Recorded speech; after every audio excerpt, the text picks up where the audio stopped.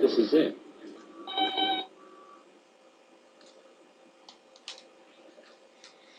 Dear Tim and Moby, I know that the Twin Towers fell on 9/11, but why would someone do that? From Tiffany. This is a tough one. Maybe we should go over what happened first. The morning of September 11th, 2001 started off as your average Tuesday. People went to work, kids went to school, and pretty much everyone went about their business as usual. At 8:46 a.m., though, everything changed.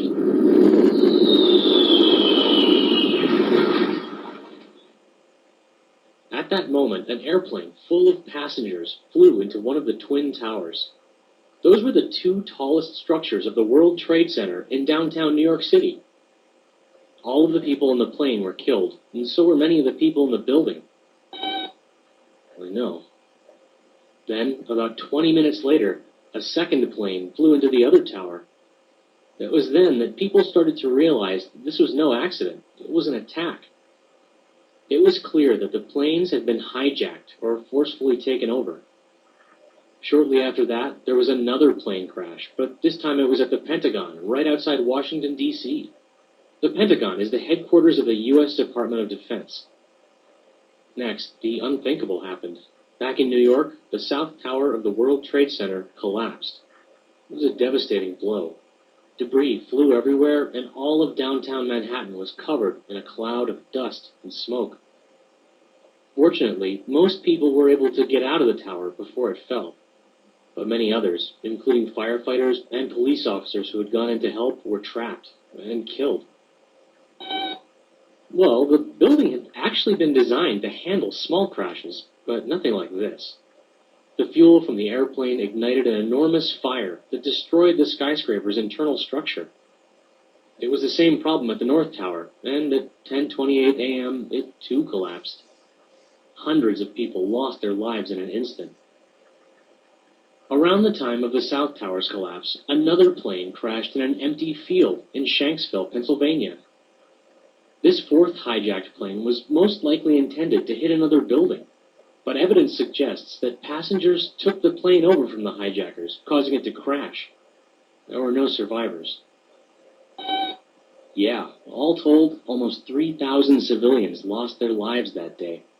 It was the worst attack on U.S. soil since the bombing of Pearl Harbor in Hawaii in 1941. Right, so let's talk a little bit about why all this happened. The hijacking of planes like this is a form of terrorism. You should see our terrorism movie to learn more, but the main idea is that terrorism is an act of violence designed to spread fear in others and to attract attention to a political cause. We now know that the September 11th attacks were carried out by 19 members of a terrorist network called Al-Qaeda. The main goal of Al-Qaeda is to make countries that are predominantly Islamic get rid of all non-Islamic influences. Oh, Islam is one of the most popular religions in the world. It's practiced by around 1.5 billion people, known as Muslims, in countries all over the globe. The vast majority of Muslims are nonviolent, and they do not agree with Al-Qaeda or its actions. In fact, the Quran, the holy book of Islam, calls for Muslims to be peaceful, not to kill. However, Al-Qaeda wants to rid the Islamic world of Western ideas, especially of anything from the United States. They also want Muslim countries to be governed by fundamentalist rule. Fundamentalism is a radical form of any religion that holds to a very strict interpretation of the religion's rules. It usually gives power to some and denies basic civil liberties to everyone else.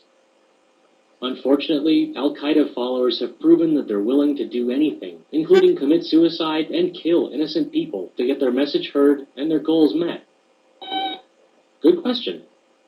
You might have heard that a man named Osama bin Laden was responsible for the events on 9/11. Osama bin Laden was the head of the Al-Qaeda network.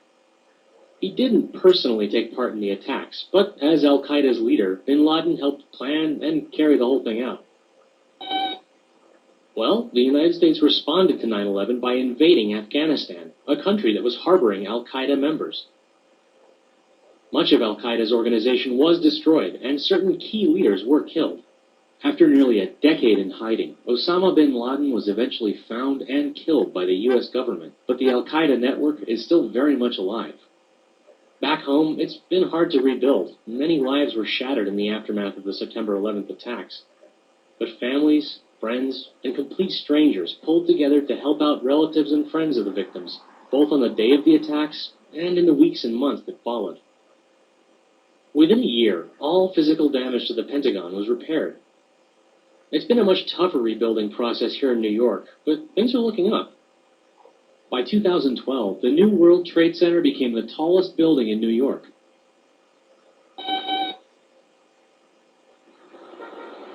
I couldn't agree more.